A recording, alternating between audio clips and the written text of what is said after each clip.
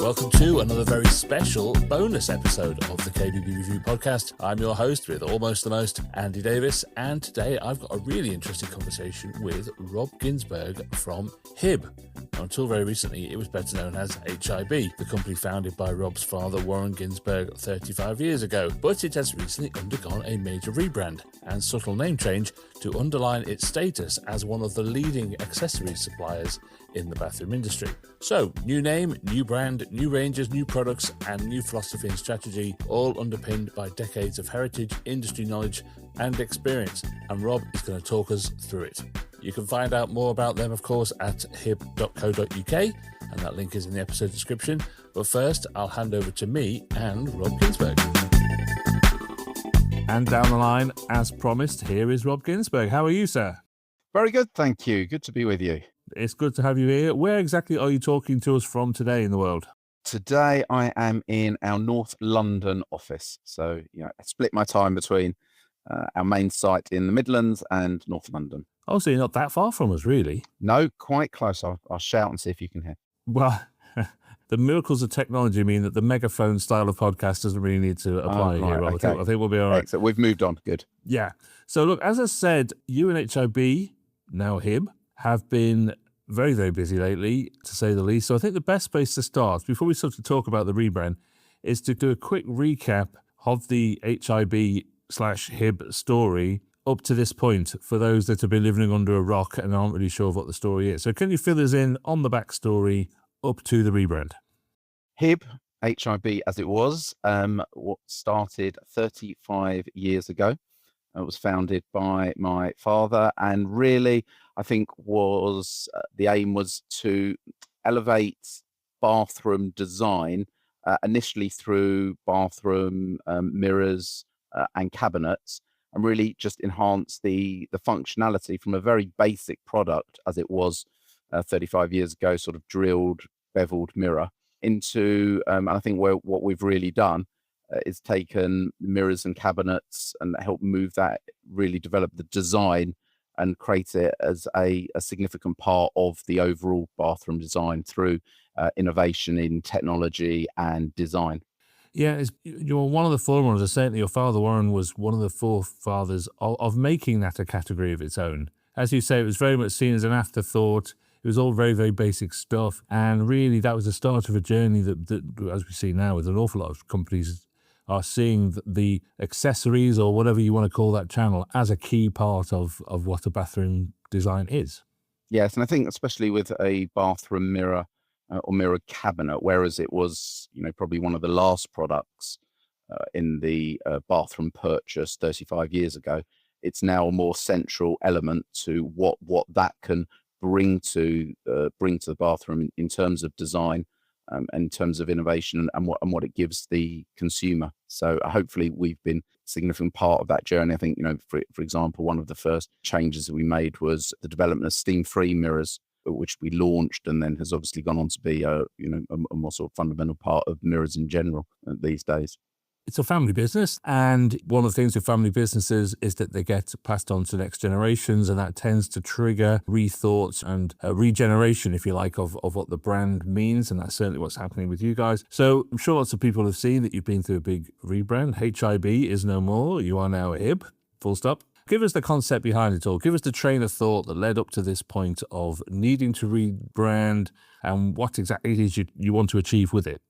I think that, this has come at quite a pivotal moment for us and really the industry. I think, first of all, for us, the business is a sort of a living organism. It's something which should always continue to evolve.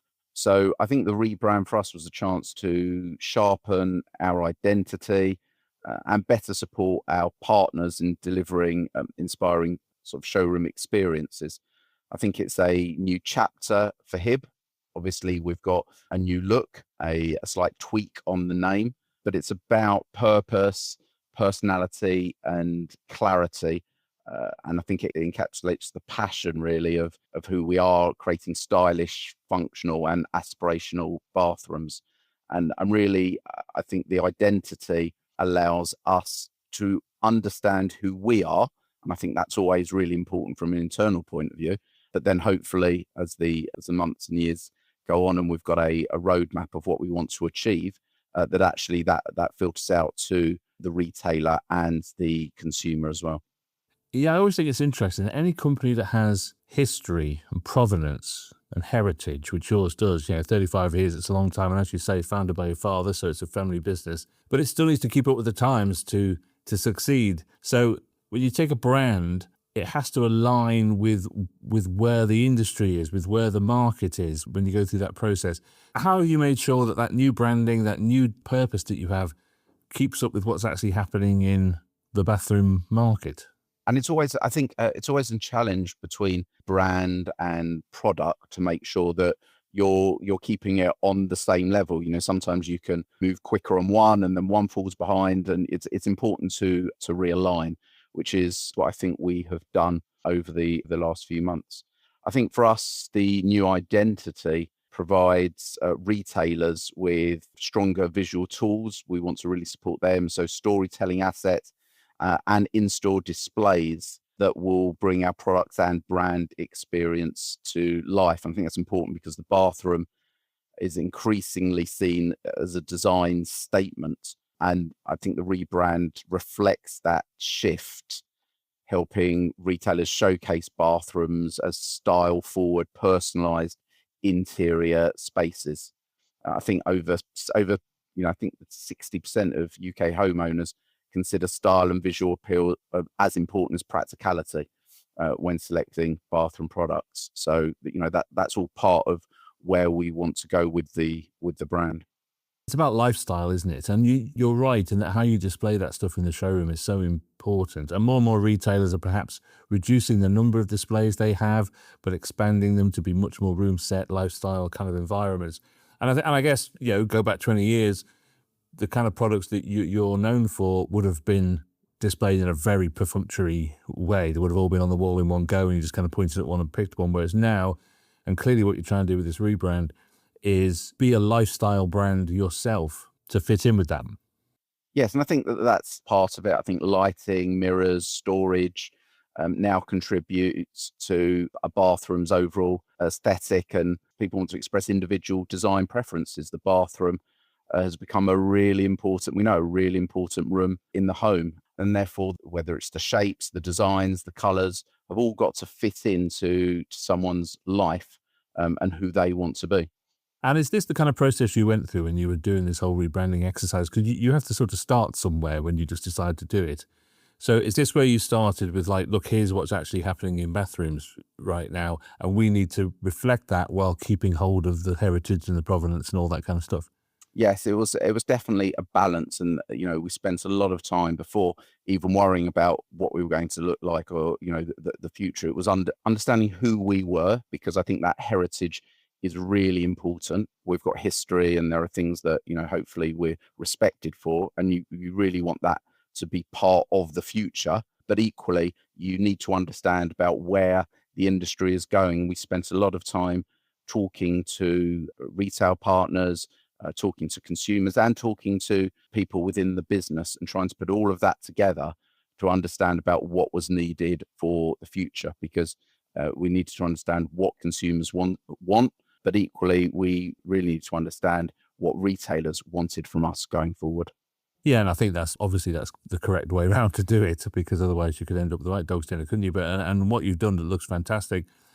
I want to talk a little bit more about design, if we can, because 35 years ago, design, as you quite rightly said, wasn't a huge part of this particular channel. It was a very functional thing, and design is the thing that's really come into it to make it something special.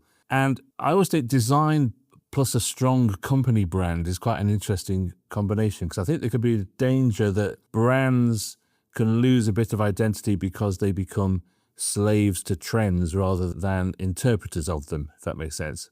So, you've got this very strong brand identity and journey that you're going through now. How do you avoid becoming overly reliant on following trends and putting good design at the heart of what you do? Yeah, that's really important, and we've definitely made mistakes, which you obviously learn from, where you do follow. And I think it's really important that we are in some ways where we've had most success is where we've actually led and actually created innovation that we think will take bathroom design forward. So whether that, in some cases, that's been on innovation in technology. So, historically, when we brought in LEDs into bathroom mirrors, or whether it was steam free, or whether it was the color changing technology on bathroom mirrors. So there are some technical changes that we've made that has had a lasting impact, but it's also some of those the softer elements. So ones where we've seen success. So, for example, some of the cabinets that we've recently introduced, our Romana series, where we've introduced a pill-shaped cabinet and an arch-shaped cabinet. We know that shapes are much more prevalent within bathrooms and homes in more general, and so we've developed that for our product sectors. Equally, the recent launch of our Adele cabinet is one where you can actually, so it's one cabinet, but you can have that in a wide number of color options, and we know that color has come into the bathroom. So it's making sure that we're quite specific about the design element that will have a lasting impact. We understand that there are some trends that will come and go, but we have to be careful with that because we can't be bringing products in that are too short-sighted. And I guess it's having the confidence in what you've created to be able to say no, to be able to look at a product and say, yeah, but it's just not HIB. It's just not us. And I think in business, whether it's in design or more widely, is as important or potentially even more important to say no and to know when to say no as it is to say yes. And you learn from the times when you've said yes and then realized that it probably should have been a no. But that's where you sort of build for the future. Well, that's where the real lessons are. It's the black box thinking approach, isn't it? It'd be remiss of me to, while I've got you, Rob, just to ask you about the market in general, because you're putting a lot of time and effort into this rebrand. It's a very strong initiative at a time when the market is difficult and tough. And it's clearly you've taken a decision to attack the market and to kind of come out and do something. So what's your interpretation of where the market is at the moment? And do you think the philosophy of controlling the controllables as you're doing and coming out fighting a bit is the right approach? Yes, there's no question it's been a difficult trading environment for the industry.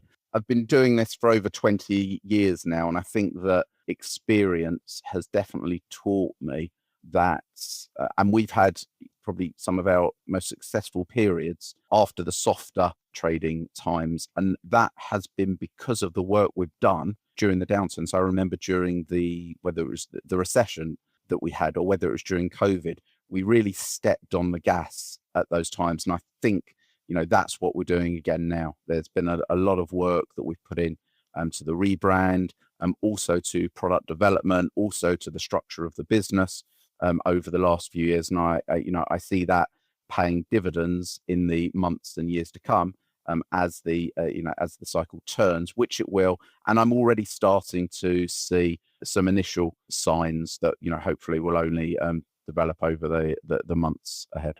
Yeah, I think you're right. And I've always been a big advocate that fortune favours the brave. I think what happens when the market goes down is an awful lot of people look outwards rather than inwards. And they're looking at what President Trump's going to do or what's happening in Ukraine or whatever. And of course, they're all the things that you can do absolutely nothing about. And you should be actually a bit more inward looking about what you can do to react to what's going on. I also think, I think for us, as obviously you mentioned about being a family business, that we take a very long-term view. So we're not thinking about today or tomorrow. We're thinking about 3 years, 5 years, 10 years, and so the strategies that we're working on are with that in mind. And I think having that long-term outlook allows us to put more resource or more structure in place now, because we're not looking to see the results of that next week or next month. Well, which leads me very nicely into, I think, a very good way to conclude this, which is you're celebrating 35 years this year, which is fantastic. So what do you think the next 35 years holds for you and for the bathroom market in general? I suppose short and long term. Let's do that. Let's say 5 years and 30 years to make it up to 35 years. 35 years. We are quite long-term planning. I'm not quite sure we've got up to 35 years. Yeah. obviously we've got a roadmap of this rebrand and how we want to support our retail partners. So that's going to develop, and we've got a number of plans in place, offering a range of tools for them. So we've started that with the retailer handbook and consumer brochure that we launched at the beginning of April. That was again from feedback from customers, and a number of discussions across the industry, including, I know, on this very podcast that discussion happened, and we've had positive response from that. And we've got a significant rollout of material and ideas to support customers going forward. So that's exciting. Looking slightly further ahead, I suppose, really 3 strategic pillars. There's the retailer partnership. So that's continued investment in training and marketing, in-store support, and helping retailers succeed in what is a competitive, experience-led marketplace. There's design-led innovation. Obviously, product is still key. So we're pushing further into design forward territory with responsive collections, really thinking about innovative features and what consumers are looking for, and to really help that retail experience, committed to helping our partners translate the interior design trends into engaging showroom experiences. So all very exciting, and I suppose an increasing focus on design integration and product ranges that are as stylish as they are functional. It's a brilliant story, and thank you for sharing it with us, because I think there is a real tangible idea that you've stepped up as a company, that you really have moved on to a next phase of something. And I think that's, again, brave, and I think it's the right thing to do. I hope the next 35 years, I was going to say we can have this conversation again in 35 years, but I hope we can. I don't think either of us would hear the other person. So we might need that megaphone. Yes. So let's just say the next 5 years. How about that? We'll just do it. We'll do it in 5 years' time. All right. Thank you so much for your time, Rob. Really appreciate it. And thanks for telling your story. Thanks so much.